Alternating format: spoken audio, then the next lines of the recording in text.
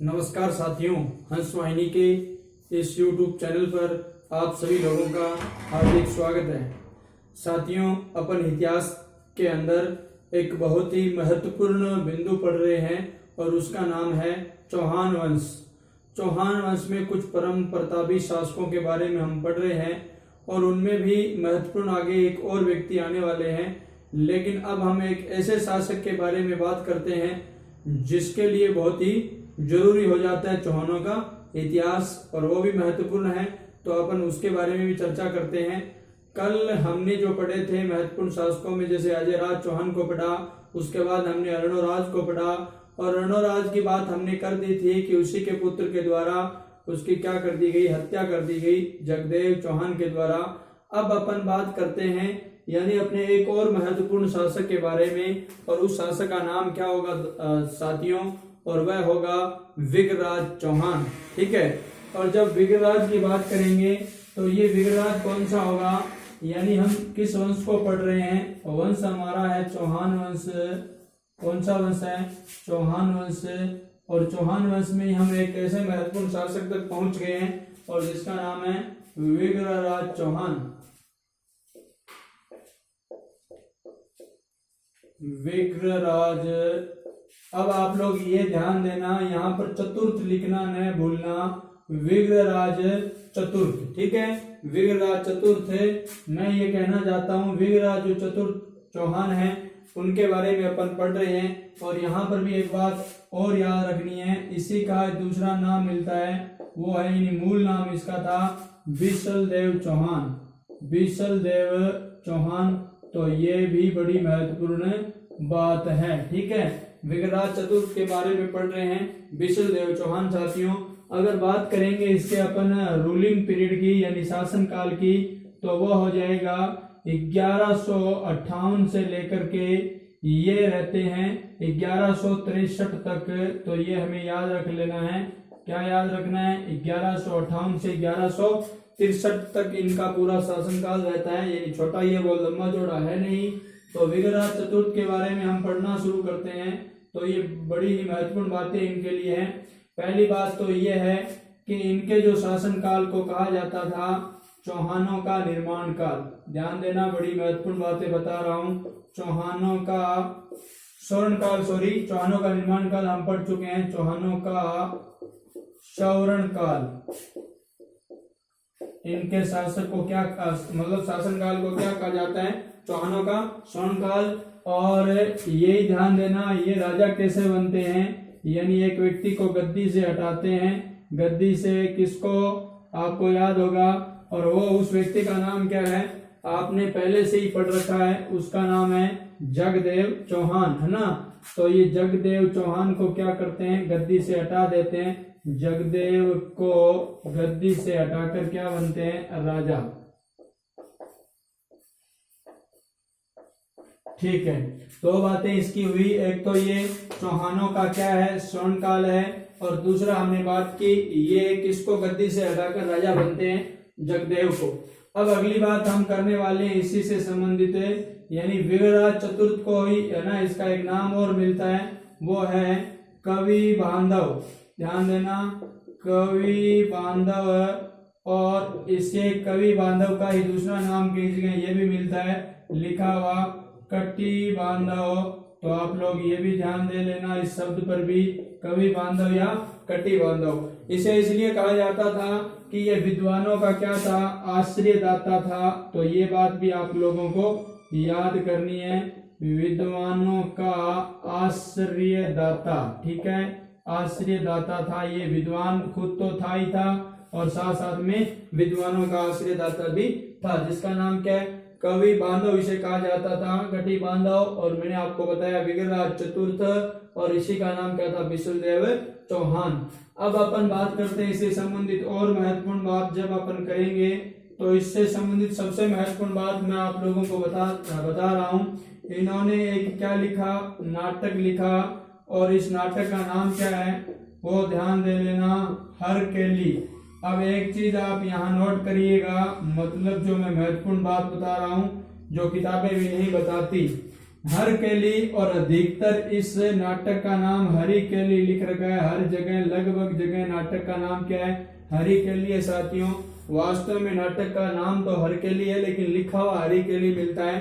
तो आप ध्यान देना, अगर आप कहीं पर मिल जाए हरी केली नाटक के रचयिता कौन है, तो आपको ये ध्यान दे लेना है इसके रचयिता का नाम क्या है, विग्रहराज चतुर्थ यानी विशलदेव चौहान है हरी केली नाटक के। देखो हरी केली और हर केली क्यों नाम सही है, क्योंकि इस हर केली के अंदर दो व्यक्तियों के युद्ध के बारे में वर्णन है। हर माने यहाँ पर कौन है, महादेव है, और महादेव का मतलब आप समझ गए शिव जी, और यहाँ अर्जुन के युद्ध का वर्णन है। शिव जी व अर्जुन के युद्ध का वर्णन है।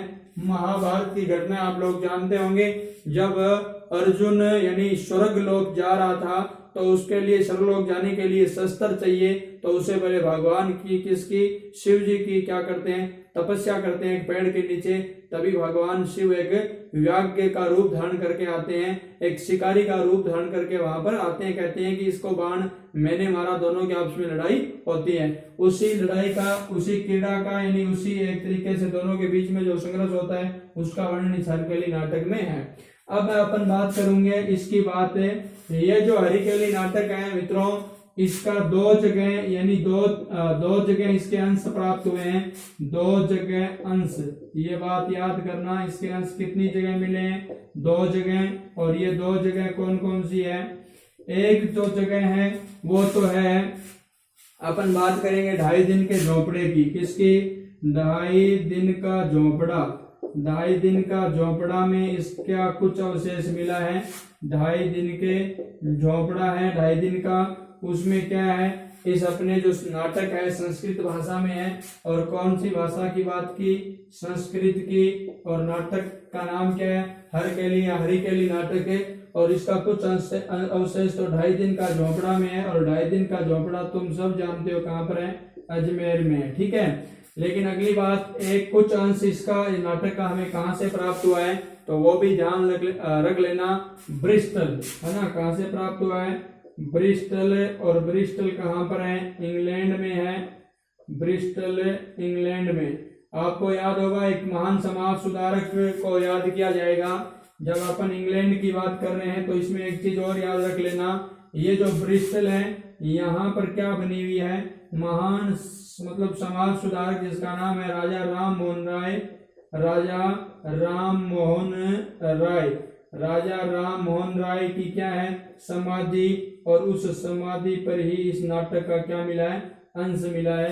तो ये ध्यान देना साथियों, मैंने आपको बड़ी अच्छी बात बताई है कि विग्रहराज चतुर्थ ने एक नाटक लिखा जिसका नाम है हरिकेली या हरकेली।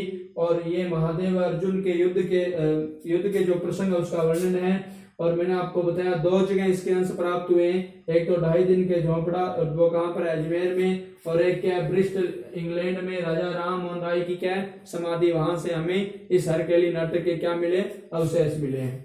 अब देखो अपन एक और महत्वपूर्ण बात है वो करते हैं किसके बारे में, विग्रहराज चौहान के बारे में। विग्रहराज चौहान ने क्या किया, 1153 यानी राजा बनने से पूर्व ही एक अजमेर में सरस्वती कंठावरण नामक एक संस्कृत पाठशाला का निर्माण करवाया। 1153 में सरस्वती कंठाभरण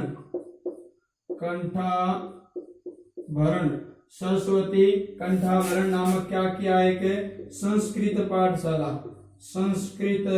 पाठशाला का क्या करवाया, निर्माण करवाया। और इस संस्कृत पाठशाला का निर्माण तो करवाया किसने, विग्रहराज चतुर्थ ने। लेकिन होता क्या है साथियों, इसी संस्कृत पाठशाला को 1194 में, जब अपन बात करेंगे अभी आगे तराइन के युद्ध की, तराइन के युद्ध के बाद है ना, मोहम्मद गौरी का गुलाम होता है जिसका नाम है कुतुबुद्दीन ऐबक। वो क्या करता है, 1194 में कुतुबुद्दीन ऐबक के द्वारा इस पाठशाला को तोड़कर वहां पर 2.5 दिन के झोपड़े का क्या कर दिया गया, निर्माण। ध्यान दे लेना, मैंने आपको ये बता रहा हूं, अगर आप लोग समझ रहे हो तो 1153 सरस्वती कंठाभरण ये संस्कृत पाठशाला का निर्माण है वो किसने करवाया? विग्रहराज चतुर्थ ने करवाया। और इसी संस्कृत पाठशाला को तुड़वा किसने दिया? 1194 में कुतुबुद्दीन ऐबक ने। और कुतुबुद्दीन ऐबक ने ये पाठशाला तुड़वा करके इसकी जगह क्या बना दिया? आपको मैंने अभी बता दिया, एक मस्जिद बना दी। और इस मस्जिद का नाम क्या है? 2.5 दिन का झोंपड़ा। 2.5 दिन का झोंपड़ा। और जो अभी हमने बात की है अजमेर का ही है, तो ये अजमेर में है। और अब मैं आपको एक बहुत ही अच्छी बात बता देता हूं। तो ये क्या हो गई? मस्जिद है। ये एक क्या है? मस्जिद है। तो राजस्थान की प्रथम तुर्क मस्जिद, राजस्थान की प्रथम क्या है? तुर्क मस्जिद है। तो ये बात भी आपको याद रखनी है, तुर्क मस्जिद है राजस्थान की प्रथम। ठीक है। और एक और महत्वपूर्ण बात यह है कि ये जो मस्जिद है 2.5 दिन का झोंपड़ा इसे क्यों कहा जाता है? तो यहाँ पर एक व्यक्ति की यानी एक पीर की क्या लगता है? उर्स लगता है एक पीर का। जैसा कि हमने हिंदू समाज में क्या लगते हैं? मेले लगते हैं, उसी प्रकार क्या लगता है? मुस्लिम समाज में मेलों को क्या कहा जाता है? उर्स कहा जाता है। तो वो आप लोगों को पता ही है। तो यहाँ पर मैं आप लोगों को बता रहा हूँ, ये जो 2.5 दिन का झोंपड़ा है यहाँ पर क्या लगता है? उर्स लगता है। 2.5 दिन का जो झोंपड़ा है ना, यहाँ पर क्या लगता है? 2.5 दिन का उर्स। कितने दिन का? 2.5 दिन का उर्स लगता है। और ये उर्स किसका लगता है? पंजाब शाह का। किसका? पंजाब शाह का। पंजाब शाह का उर्स। ध्यान दे लेना, बहुत महत्वपूर्ण बात है ये। 2.5 दिन का झोंपड़ा और उर्स किसका लगता है? पंजाब शाह का। प्रश्न कई बार आ जाता है कि पंजाब शाह का उर्स कहाँ बढ़ता है? ऑप्शन में पंजाब होंगे तो तुक्का एक्सपर्ट क्या करेंगे? सीधा पंजाब उत्तर दे देंगे। तो ये बात आप ध्यान रख लेना। 2.5 दिन का झोंपड़ा ये उर्स है एक, और पंजाब शाह का ये क्या लगता है? उर्स लगता है। 2.5 दिन का झोंपड़ा एक मस्जिद है। इसे 2.5 दिन का झोंपड़ा क्यों कहा जाता है? एक तो यही कि इस पंजाब शाह का 2.5 दिन का उर्स लगता है। दूसरा ये कि ये जो पहला क्या था, संस्कृत पाठशाला थी, इसको तोड़ करके दोबारा इसका क्या करवाया गया? निर्माण करवाया गया। तो इसमें कितने दिन लगे? 2.5 दिन का समय लगा। इस वजह से भी इसे क्या कहा जाता है? 2.5 दिन का झोंपड़ा कहा जाता है। ठीक है। तो ये महत्वपूर्ण बातें थी अपने किसके बारे में? विग्रहराज चतुर्थ के बारे में। एक बार पुनः देख ले फटाफट। विग्रहराज चतुर्थ विष्णुदेव चौहान कहा जाता है। 1158 से लेकर के 1163 तक शासनकाल है। सबसे पहले हमने बात की है चौहानों का क्या है? स्वर्णकाल है। उसके बाद हमने बात की है कि ये जगदेव को गद्दी से हटाकर क्या बनता है? राजा। उसके बाद महत्वपूर्ण बात हमने की, इसे कटि बंधु या क्या कहा जाता है? कवि बंधु इसे कहा जाता है। उसके बाद भी हमने इसकी अगली बात की थी, वो ये थी कि यह जो व्यक्ति है वो क्या करता है? एक नाटक लिखता है जिसका नाम है हरिकेली साथियों।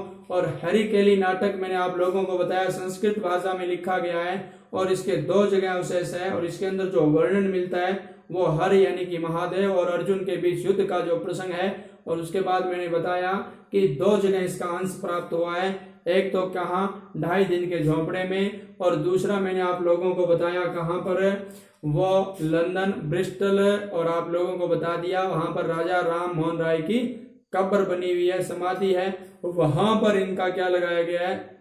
वहां पर ये इनके अंश प्राप्त हुए हैं। अब मैं आप लोगों को आगे लिए चलता हूं। आगे हमने क्या पढ़ा था? ये पढ़ा था कि इन्होंने 1153 AD में क्या किया? अजमेर में एक सरस्वती कंठाभरण नामक एक संस्कृत पाठशाला का क्या करवाया गया? इनके द्वारा निर्माण करवाया गया। और 1194 में कुतुबुद्दीन ऐबक के द्वारा इस पाठशाला को क्या कर दिया गया? तुड़वा दिया गया। तुड़वा कर यहाँ 2.5 दिन के झोंपड़े का क्या करवा दिया गया?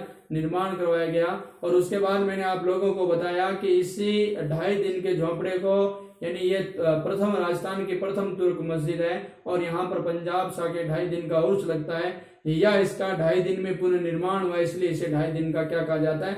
झोंपड़ा, जो कि कहाँ स्थित है? अजमेर में। यह महत्वपूर्ण बात थी अपने शासक जिसका नाम है विग्रहराज चतुर्थ के बारे में। अब भी कुछ और शेष हैं जो कि महत्वपूर्ण है।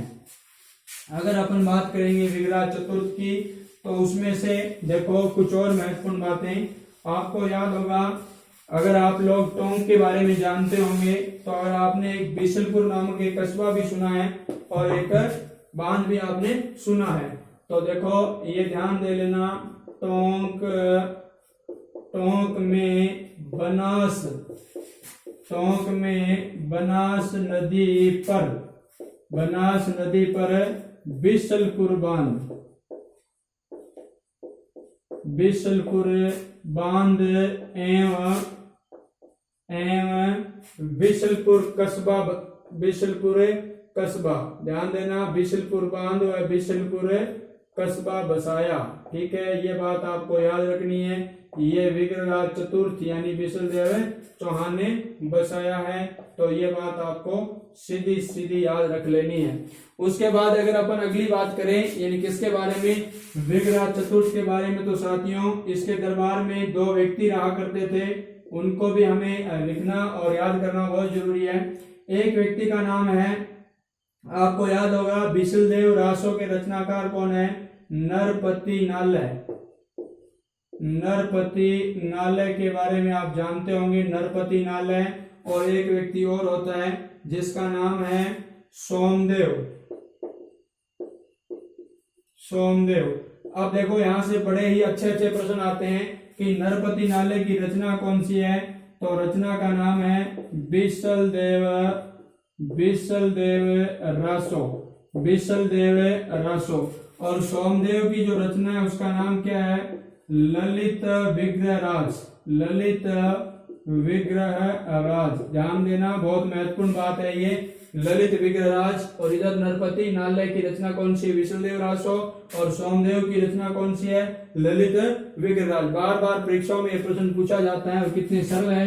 नरपति नालय जो कि बिशलदेव रासो ये जो रचना है, इसके अंदर क्या किया जाता है, वर्णन किसका है, परमार राजा भोज की पुत्री, परमार राजा भोज की पुत्री नागमती, ध्यान देना, सॉरी, राजमती, राजमती एवं किसका उल्लेख मिलता है, विग्रहराज चतुर्थ के प्रेम संबंधों का, विग्रहराज चतुर्थ के किस प्रेम संबंधों का यहाँ पर क्या मिलता है, वर्णन मिलता है। तो ये बात भी आप लोग याद कर लेना। ठीक है, इसके बाद अपन बात करेंगे सोमदेव की। तो सोमदेव की जो रचना है वो कौन सी है, ललित विग्रहराज है। और इस ललित विग्रहराज में भी इंद्रपुरी, ध्यान देना, इंद्रपुरी की राजकुमारी, इंद्रपुरी की राजकुमारी, और जिसका नाम क्या है, देसल देवी, देसल देवी, और देसल देवी और प्लस विग्रहराज चतुर्थ के प्रेम संबंधों का क्या है, वर्णन है। तो ये वाली बात भी आप लोग याद करना, बहुत महत्वपूर्ण है। दोनों ही रचनाकार, ठीक है, और दोनों की रचना और इसके अंदर वर्णन किसका है। बार बार परीक्षाओं में इस प्रकार के प्रश्न उठते हैं और हमसे ये पूछे जाते हैं। अब मैं विग्रहराज चौहान की कुछ और बात करूं, विग्रहराज चतुर्थ की, तो वो भी बहुत जरूरी है। एक विद्वान आता है जिसका नाम है किलहोरन, विद्वान का नाम क्या है, किलहोरन। और ये किलहोरन क्या कहता है, ये कहता है, आप सुन रहे होंगे, ये कहता है कि कालिदास व भवभूति की होड़ करने वाला अगर कोई आदमी था तो वो कौन था, विग्रहराज चतुर्थ था। तो मैं यहाँ बिल्कुल ही शॉर्ट में लिख रहा हूँ, कालिदास एवं भवभूति दोनों ही संस्कृत के महान विद्वान हैं, और इनकी अगर कोई होड़ कर सकता है तो वो उस समय कौन कर सकता है, ये विग्रहराज चतुर्थ कर सकता है। कालिदास एवं भवभूति की होड़, मतलब ये व्यक्ति यानी अपना विग्रहराज चतुर्थ क्या था भाई, विद्वान था, इतना जबरदस्त ना विद्वान। तो आपको याद रखना है। अगर अब मैं इसकी एक और बात बता देता हूँ, गजनी का एक शासक होता है, गजनी का शासक, और इस शासक का नाम क्या है, खुसरो शाह। गजनी का शासक है और जिसका नाम क्या है, खुसरो शाह। तो ये भी ध्यान रखना, खुसरो शाह। और ये जो खुसरो शाह होता है, खुसरो शाह, तो इस खुसरो शाह का ही दूसरा नाम मिलता है हमीर। क्या नाम मिलता है, हमीर। को ये क्या करता है, हराता है, खुसरो शाह को हरा देता है, ये ना, खुसरो शाह को पराजित कर देता है, पराजित कर देता है। तो ये बात भी आप लोग याद रखना। वैसे गहराइयों की बात करें तो और भी है, यानी अशोक के अभिलेखों में एकमात्र राजस्थान का जो शासक है, इसके क्या मिलते हैं, अभिलेख, दिल्ली टोपरा अभिलेख की अपन बात करेंगे तो ये सारी चीजें वहां है ना। और एक अभिलेख में यहाँ तक आ गया है कि मुसलमानों को उधर रोक देना है, कटक नदी तक सीमित कर देना है। तो कहने का मेरा तात्पर्य है कि ये शासक बड़े ही अपने क्या थे, शक्तिशाली थे। और अब अपन बात करते हैं किसकी, एक बार मैं पुनः ये बात बताऊंगा, विग्रहराज चतुर्थ की बात हम चल रहे थे। टोंक में बनास नदी पर बिशुलपुर बांध व बिशुलपुर कस्बा का क्या किया जाता है, निर्माण किया जाता है। और इधर नरपति नालय, बिशलदेव रासो नरपति नालय की ना पुस्तक है, ये रचना है बिशलदेव रासो। एवं मैंने आप लोगों को बताया इसमें वर्णन किसका है, परमार राजा भोज की पुत्री, जिसका नाम क्या है, राजमती है। विग्रहराज चतुर्थ के मध्य प्रेम संबंधों का है।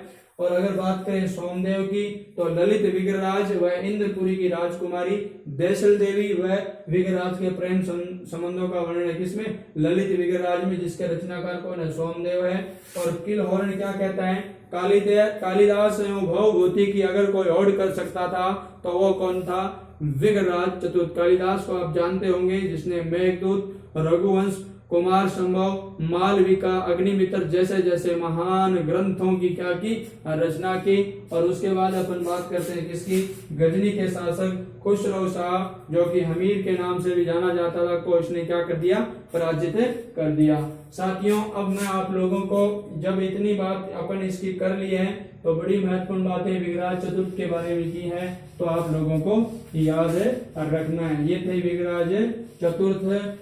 अब अपन थोड़ा और आगे चलते हैं, यानी विग्रहराज चतुर्थ के बाद में जो शासक बनता है वो कौन बनता है, तो मैं यहाँ केवल दो नामों का उल्लेख करूंगा। अगर बात करें विग्रहराज चतुर्थ की, तो उसके बाद यहाँ जो शासक बनते हैं, एक का नाम है अपर गांगे, और एक व्यक्ति है अपर गांगे राजा बनता है। कुछ समय बाद इनकी हो जाती है मृत्यु होने के बाद इसका पुत्र है, और इस पुत्र का नाम है पृथ्वीराज सेकंड। ध्यान देना, अभी थर्ड नहीं आया है, जिसके बारे में हम पढ़ने वाले हैं, प्रतापी शासक है। तो पृथ्वीराज ये सेकंड है। तो अपर गांगे की मृत्यु, यानी उधर विग्रहराज के बाद कौन राजा बनता है, अपर गांगे की मृत्यु हो जाती है, तो पृथ्वीराज सेकंड राजा बनता है। और इसकी भी क्या हो जाती है, निसंतान क्या हो जाती है, मृत्यु। और इसकी निसंतान मृत्यु होने के बाद ये जो पृथ्वीराज है सेकंड, इसी का चाचा है, और उस चाचा का नाम क्या है, अपन बात करेंगे अभी सोमेश्वर। और सोमेश्वर देव चौहान है, वो यहाँ पर क्या बनता है, राजा बनता है। तो अब अपना अगला बिंदु क्या होने वाला है, वो है सोमेश्वर देव चौहान। तो सबसे पहले अगर अपन बात करें अपने किसकी, सोमेश्वर देव चौहान की, सोमेश्वर चौहान, अगर सोमेश्वर चौहान की अपन बात कर रहे हैं, तो हमें सबसे पहले इसके शासनकाल की बात करनी होगी। तो शासनकाल इसका 1169 से 1177 ईस्वी तक रहता है। बड़ी महत्वपूर्ण जो बात है ये हमें याद करनी है। और सोमेश्वर ये किसका पुत्र था, ये भी बहुत अच्छी बात है। ये जो पुत्र किसका था, तो एक तो इसके पिता का नाम याद कर लेना, अर्णोराज, और इसकी माता का नाम आपको याद होगा, कांचन देवी, जो कि कहाँ की थी, गुजरात की थी, चालुक्य शासकों की पुत्री थी कांचन देवी। हमने बात की थी चालुक्य शासक कुमारपाल की भी बात की थी, उससे पहले सिद्धराज जयसिंह की बात की थी। तो इनका जो पालन पोषण है वो भी है ना, पालन पोषण कहाँ पर हुआ, इनका पालन पोषण हुआ इनके ननिहाल में। और ननिहाल कौन सा था, आप सब लोग जानते हो कहाँ, गुजरात में। और एक चीज याद रख लेना, इनकी जो ख्याति मिली वो थी मल्लिकार्जुन को हराने के बाद इनको क्या मिली, ख्याति मिली मल्लिकार्जुन को इन्होंने क्या किया, हराया। इस वजह से इनकी क्या हो गई, प्रसिद्धि होगी, मल्लिकार्जुन को हराया, ऐसे याद कर लेना, मल्लिकार्जुन को इसने हराया। तीसरी जो महत्वपूर्ण बात यह है कि इसने जो विवाह है वो किसके साथ किया, तो इसने जो विवाह किया, कलचूरी वंश है एक, कलचूरी वंश, और कलचूरी वंश की राजकुमारी, और इस राजकुमारी का नाम क्या है, कर्पूरी देवी या कर्पूर देवी। तो इस कर्पूरी देवी से क्या किया, विवाह किया। और इसी कर्पूरी देवी के और सोमेश्वर चौहान के जो पुत्र होते हैं, कितने, 2 पुत्र होते हैं। एक का नाम तो है बहुत ही महत्वपूर्ण है, पृथ्वीराज चौहान। पृथ्वीराज कौन सा, तृतीय, पृथ्वीराज तृतीय यानी पृथ्वीराज चौहान थर्ड, है ना, ये तीसरा है। और एक इसका पुत्र होता है, एक और पुत्र है, और वह कौन है, दूसरा जो पुत्र है वो मैं आप लोगों को बता देता हूं, हरिराज। हरिराज अनछुए पहलू आप लोगों को मिलने वाले हैं यहाँ पर। तो एक बार मैं पुनः ये सारी चीज क्या कर देता हूँ, रिवीजन कर देता हूँ। इसमें एक चीज आप ये भी ध्यान दे लेना कि सोमेश्वर चौहान 1177 ईस्वी में क्या होता है, 1177 ईस्वी में गुजरात का शासक है भीम, और भीम सेकंड के द्वारा सोमेश्वर की क्या कर दी जाती है, हत्या। सोमेश्वर की क्या की जाती है, हत्या। आगे बात करेंगे अपन, पृथ्वीराज चौहान जब राजा बनता है तो वो बहुत ही कम, छोटी उम्र का, 11 वर्ष का होता है। तो वो सारी बात हम करने वाले हैं, लेकिन अब मैं आप लोगों को एक बार पुनः ये रिवाइज कर देता हूँ कि अपर गांगे राजा बनता है विगराज चतुर्थ के बाद इसकी मृत्यु हो जाती है। फिर पृथ्वीराज सेकंड राजा बनता है, निसंतान मृत्यु।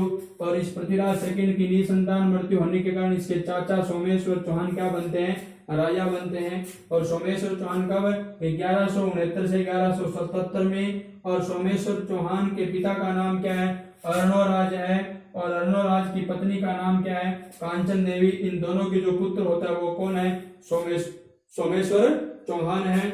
उसके बाद हमने बात की इसका पालन पोषण कहाँ होता है, ननियाल। और ननियाल में कहाँ पर, यानी गुजरात में है। आपको याद होगा ये हमने बात की है चालुक्यों की। और इधर हमने बात की थी कि मल्लिकार्जुन को यह हराता है, गुजरात के जो शासक है कुमारपाल, इसके मामा जी, उन्हीं के ये शत्रु होते हैं मल्लिकार्जुन। इसको हरा करके इनकी प्रसिद्धि बढ़ जाती है और इनका विवाह होता है कलचोरी वंश की राजकुमारी कर्पूरी देवी के साथ। और 1177 ईस्वी में ये भी थोड़ा ध्यान दे लेना, इनका जो विवाह होता है किसके साथ, राजकुमारी कर्पूरी देवी के साथ। और इनके पुत्र होते हैं 2, एक तो पृथ्वीराज, कौन सा है, थर्ड यानी तीसरा, एवं एक कौन सा है, हरिराज।